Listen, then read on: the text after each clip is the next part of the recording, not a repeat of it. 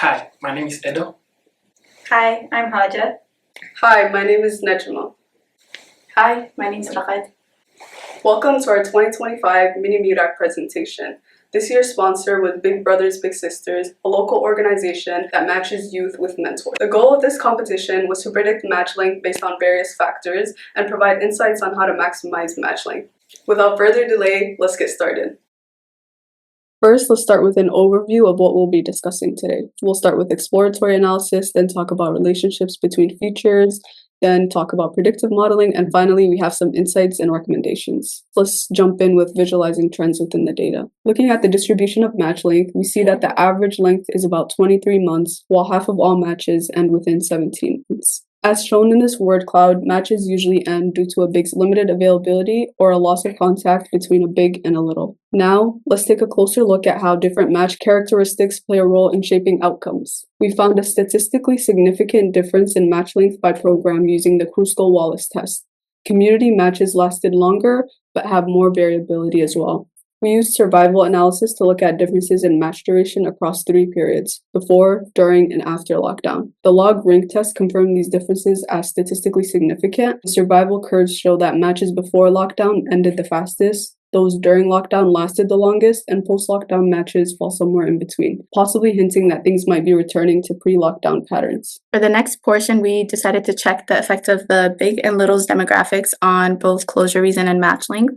The first significant relationship we found was the effect of the little's age on closure reason. Since closure reason was too specific, we decided to broaden them into what is a successful closure and what is an unsuccessful closure. A successful closure is a match that's longer than 10 months, a match that remained in the active stage, or a match that has child graduated or successful match closure in the closure reason column. As you can see, the older littles have proportionally more successful closure than the younger littles, and we assume this is just because the older littles graduated. The next significant relationship we found was big age and match length. Since big age was significant for match length and little age was significant for closure reason, we thought that the best course of action would be to run some mediation models. For these mediation models, we created a new variable called age difference. This was just the age difference between the big and littles. Through those mediation models, we found that it was actually the age difference between the big and the littles that was having the significant effect on match length. As the age difference increases between the big and little by a year, the match length also increases by 1.2%.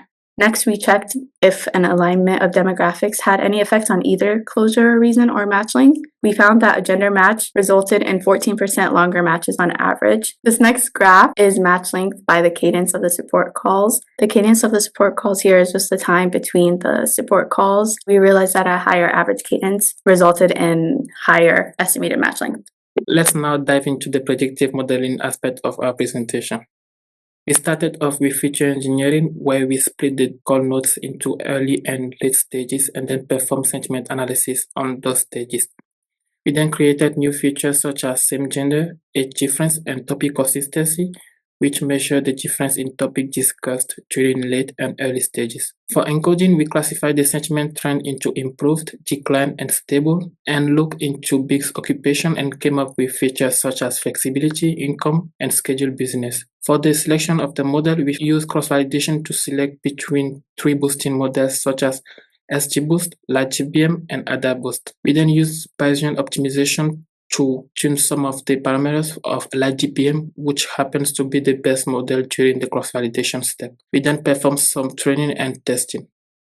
During training, we noticed that the model tends to overfit in features that are related to the call nodes, such as the call count, the average frequency, and the maximum days between the calls. If we left it as it is, it would have been a problem while during the prediction of the test data, because some of the call nodes are removed there. To counter this, we created 2 models. The first one is fed on features that are related to the call node, and the second model is fed on features that we previously engineered. We then used the prediction of these models to create a third model, and that gave us a prediction versus actual that looks like this with an RMSE of 2.63.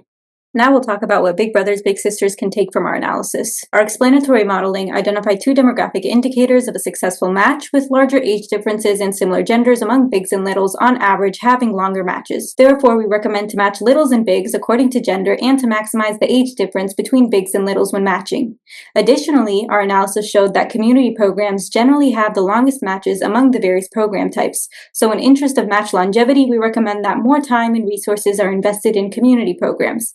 Lastly, we found that matches with a higher average cadence of support calls were longer on average, so we suggest to make support calls less frequent and more driven using the questions we formulated. We identified 4 question categories to assess match success and longevity. Our first category, engagement and frequency, identifies matches at risk due to infrequent or irregular meetings, with the first question being how often do the big and little meet, and the second, when was the last time they met. Our second category, sentiment and relationship quality, gauges if both parties express difficulties or disengagement, which indicates the match is at risk, with the first question being how does the big describe their match relationship, and the second, how does the little describe their match relationship. The third category, match and communication support, looks at potential signs of early disengagement due to unresolved conflicts or a lack of support, with the first question being how often does the big communicate with the match support specialist, and the second, does the big or little express concerns about meeting goals. Our final category, shared interests in activities, measures if a big and little are losing connection due to a lack of engagement in shared interests, with this question being, are the big and little engaging in activities aligned with their original interest? And that wraps up our presentation. Feel free to contact us, and thank you for your time.